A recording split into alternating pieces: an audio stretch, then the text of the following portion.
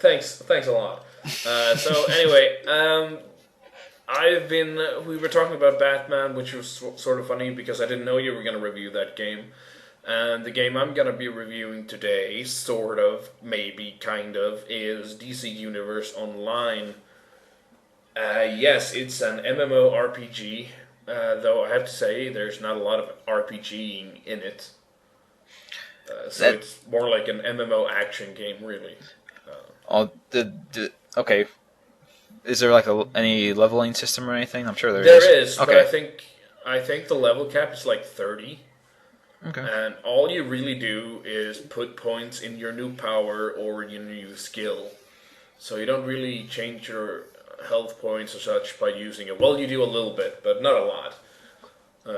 So it's basically just to get more powerful attacks. And there's not really a lot of choice because I'm at level 15 and I've pretty much peaked one of my powers already. They're so powerful that I can basically just wade into a gang of monkeys. Yes, I've been fighting monkeys. Okay. Apes. I think they're apes, actually. Gorillas. Are they sentient? Yes, they are. Okay. Well, I've been fighting alongside a non-sentient gorilla as well. That was sort of hilarious. Are they the Congorilla guys? The what? Congorilla. I don't know if that's their name. Congo. That's not like the race name, but there was a DC hero called Congorilla. Yeah. And I don't know if it's the hero, but it's the villain anyway. His name is Grok, I think. But he is basically a sentient gorilla hell-bent on taking over the world. But no, the gorilla I'm talking about was literally a gorilla. The one that I was saved, and then he fought alongside me until he died, which was sort of anticlimactic. But I didn't get a penalty for it, actually. You know, you're just supposed to set them free, and then they sort of just go and attack on their own. So, I can't really be held responsible for that. Just use them as shock troops. Yeah, actually, because I was playing an instance, or for those of you who do not know what MMO is, or what instance is in MMO, it's basically a small mission that you undertake with a few friends. It's basically, you have to have a few friends to do it, because I don't think you're allowed to do it alone. And it's actually cut off from the main world, so other people can't walk into it. No, exactly, and I think you can also do them over and over again, but I'm not sure. I think you can. But anyway, I was doing an instance, and then you go to Gorilla Island. Yes, very inventive. But, does it have a giant monkey head? No, it doesn't. It has a giant crashed space ship, though. That's a bit of a twist, I guess. But anyway, so I was there, and they had captured non-sentient primal apes to do experiments on, and your mission was to go in and save them. And I did. And so when we were in the middle of a fight, I ran over to the cage and I basically just busted them open so the gorillas would go in and become fodder. So, it became easier to defeat them. That's a good plan. That was a good plan and it worked. Probably not the most heroic, though. Well, they don't have to know about it. It's not like Superman was there or anything. But yeah, I've been playing that. I got it for my birthday present. I am now 1 year older than last time we did a podcast. So I got it from my friend, so he got it for me. And it was released here like a couple of days ago. And since I got it, I've pretty much been playing it non-stop. Stopping for eating and sleeping. The addiction takes hold. Yeah, well, it's not an addiction because you could actually stop playing it today to like wash my clothes and clean the entire apartment and stuff. So I'm obviously not that addicted yet. Give it time. Yeah, give it time. I hope, but like I said before, hopefully I have fun ruining my life at least. At least that's worth something. So, something I was wondering about for that is how much actual pre-established DC content is there? I don't know really where the cutoff point is, but I've talked with Batman, I've talked with Superman, I was gonna say I've been with Wonder Woman, but that would sound very wrong. But I've talked to Wonder Woman, and so all the characters are there. What the hell? there, and I've been running around Metropolis. I've been in Gotham City, and so forth. And I've been playing as a hero, not as a villain, because you get the choice. But that's mostly because I haven't been able to think up of a very inventive and fun villain yet. So I take a lot of pride in it. So it's in that regard. Is it like the factions in World of Warcraft where you can like you can PvP against each other and stuff, or yeah, you can PvP. There's a lot of PvP actually. Okay. If you want to, it's optional on the server that I'm on, but I can't swear it's optional on the other because they're separated into PvE and PvP. So yeah, and because I'm not that interested in PvP, I've gone on the PvE server. Oh man. Yeah, I know I suck, but I want to play the game at my own pace first. Then we'll see.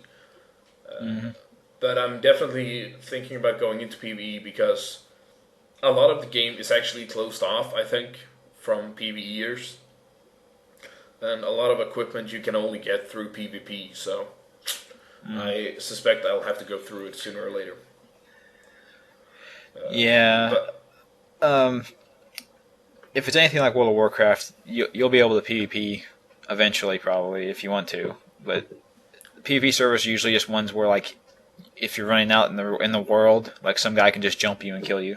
You can't do that here. I've run across a lot of villains. Yeah. And they've tried to attack me, but I think you have to select a few options and basically just duel and say yes before you're allowed to. But I'm not sure because there is a system in the game where you're supposed to go after PvPers or other players to get points and such. But I'm not sure how that works because, like I said, I haven't dabbled in it. I've pretty much just been running around, beating up villains. I've defeated Scarecrow. I've come across, let's see here. Yeah, well, I've come across a lot of villains already that I've already beaten up and sent back to Arkham. So, yeah, I can't complain. I was gonna say something else, but I'm playing it on the PS3 as well. So don't bother you people out there who want to play with me in the game. That is, that have the PC versions because they are not the same. I don't think we can play together. But if you're on the PS3 and you're playing it, look me up. I would say that, but I forgot what server I'm on. But it's one of the. It's one of the PvE ones, and there's only 2. So, and my name is, let's see here, Shadow Agent, I think. Yes, Shadow Agent. My mentor is Batman. He looks after me. He's awesome. He's got to babysit you. Yeah, basically. But, he was like, oh shit, Batwoman has gotten into trouble. Please go save her. And I was like, dude, I just got my superpowers. How can you send me against the Scarecrow already? What the fuck is wrong with you? I think he's just gotten bored beating up the Scarecrow so many times. Yeah, probably. But I was like, dude, I'm beating up the Scarecrow in, like, my first mission. So I was like, you're setting the bar pretty damn high. So am I gonna fight, all these really cool characters already? And basically, yeah, you get to... I've already beaten up the Teen Titans. The Teen Titans? Yeah, I have. I've beaten up, what is her name? Giganta, I think. I beat her up too. I thought they were big guys, though. Teen Titans? Yeah, but they were mind controlled, so it's okay. Oh, I see. So that was okay. I got to beat them up. That's good. I like that. Yeah, but I've been talking with, like, the Flash and stuff, so, it's pretty much... If you like DC Comics and you like the idea of an MMO, then you're gonna love DC Universe Online because it is a DC fanboy's wet dream. Really, it is. You get to do all the cool stuff with all the cool characters, so awesome. I love it. It's not for everyone. People who like World of Warcraft will probably not like it because so far I'm on level 15 and I have not. I don't grind. I don't have to grind. Because there's always new missions that you run off on, and, it's sort of the grinding. There is grinding, of course. You beat up unimportant guys all the time, but it's sort of part of the mission. And, you always have Superman talking in your ear, so I think it's pretty okay. I think they've handled that part very well. I could be wrong, and probably it's, like I said, it's also more actiony. You don't have 15,000 different tabs you have to keep track of, and stuff like that. And the item inventory is really easy to get a hang of. And my only real complaint is that the customization so far, as for the costume and such, is not very good. But it's been out for like a week, so it's gonna improve, I think. Yeah, I would imagine they would add more as it went, and there might be unlockables as you get higher levels. Yeah, well, you do get more items as you get through the. You get items and you equip them, and you look different, which you didn't do in City of Heroes or Champions Online. And if you haven't gotten the pattern yet, yes, I do love superheroes, and I'll go gaga over any MMO that lets me be one. So yeah, I've played those as well. I played City of Heroes for years, actually. Is that game a lot like the DC one, or? No, City of Heroes is a lot more like World of Warcraft than DC Universe Online. Okay. At least on the PS3. I don't know the control scheme or if it's exactly the same on the PC, so, don't hunt me down and shoot me because I said something stupid here, because that wouldn't be a first time. So yeah, I really like it, and if you're looking for a slightly different MMO that, it can be worth checking out, I think it's pretty okay. Or you can just wait for the free trial to begin dropping. And I really suggest DarkChiron play it too. Yeah, I do think so. Now that you have a PS3, you should get it and we can play together. Yeah! Yeah, totally. We can form our own league. League of superheroes. Yeah, but so anyway, I'm the Shadow Agent, and I'm on the PS3 servers. Just check me up, and I can hang with you. I'm cool like that. But anyway, I've talked a lot about DC Universe Online, but I've got another game I want to review, which is old. I am sort of boring like that, but yeah, I've been playing Red Alert 3. I've been on a sort of a Command&Conquer craze lately. I've been trying to get the old games to work on my new computer, which isn't easy, but I did get it to work somewhat, so. Yeah, and for those of you who do not know, Red Alert 3 is a real-time strategy. Yeah, I've actually never played the Red Alerts, so. Again, have you played Command&Conquer? I think I played the first one. It's pretty much like that. Okay. But the story is that, the Russians, it sort of connects to the two first games, in which Albert Einstein goes back in time and deletes Hitler from history.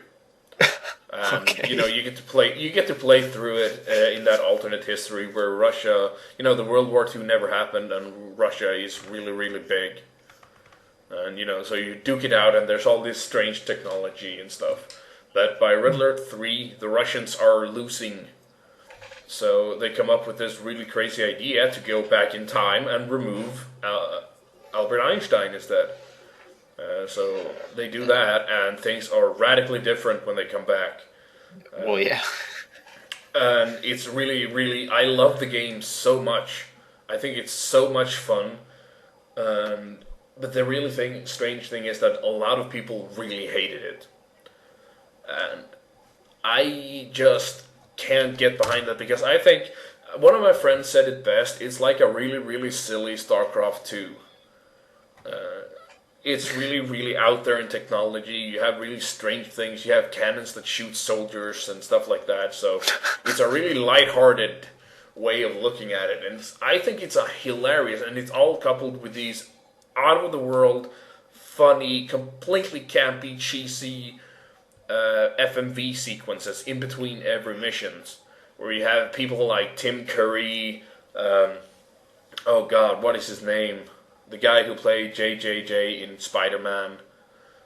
You have all of these characters, and they're doing really, really silly stuff. Oh yeah, and Peter Stormare is in it, the Swedish actor. And he plays Russian, of course. And Tim Curry's also Russian. He's absolutely hilarious. And George Takei is also in it. Really? Yeah, they got this really huge cast of stars to do it. And George Takei plays the Emperor of the Empire of the Rising Sun, and which is Japan. When World War II never happened and stuff like that, they went unchecked and they become this huge empire. So they have all this technology related to Asia, like samurais and large mecha robots and stuff like that. Is that the game where that cutscene comes from, where he says you're made of stupid? I don't know. I can't say. I don't know. Because it's a cutscene where he's dressed up like as a samurai, and he says like I have no idea for the context of it, but he just like looks at the camera and says, "You are made of stupid." I haven't seen it in that case, but okay. It could be. I don't know. Like I said, they have a really, really lighthearted way of looking at it, and it's just outright silly. And the thing people complain about a lot, and I'm talking about forums flooded with stuff, but because every single girl in the game is like a double D. Like they're huge, and I mean they have cleavage. They're barely dressed at all. And, you have this secretary that's basically just wearing a bra and panties. They're trying to be really serious, and she's, like, sitting in the war room trying to, like, tell you, and all you can do is stare at her cleavage. But, I mean, a lot of people are like, boo, you're commercializing it, this is stupid. And I was like, dude, you do realize this is intentional, right? This is supposed to be funny. They didn't just think, yeah, we'll just throw in a lot of hot chicks. They haven't done that. They're really just going campy. They're just going really out there. They're just having a ton of fun with it, and so am I. I absolutely love it. Yeah. I think it's absolutely hilarious. It sounds like how they included all that crap in the No More Heroes series. Yeah. It's like it's not really like, hey, if we put boobs in here, people will buy it. It was more like, this would be completely ridiculous. Yeah, it is, and it's absolutely. I love it. You have this Tanya chick. She's like the staple of the series, where she's running around in the battlefield with just a very, very small tank top and shorts, and you're like, oh, come on, stop it. She's like swimming around, going ka-ching and stuff like that when she shoots people, and I'm roaring with laughter. I think it's so absolutely hilarious. And I love watching it. And then they come like the full motion videos with Tim Curry speaking really, really horrible Russian accent.